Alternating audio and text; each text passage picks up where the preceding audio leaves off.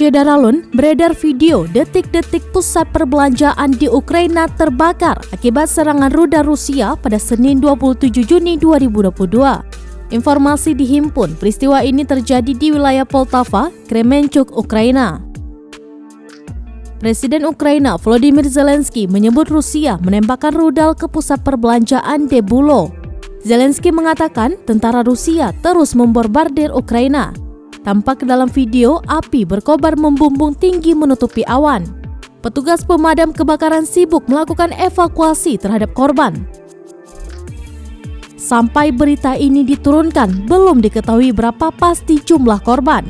Serangan Rusia ke Ukraina memasuki hampir 4 bulan. Diketahui pasukan Rusia terus menggempur wilayah Donbas yang sekarang menjadi fokus perang.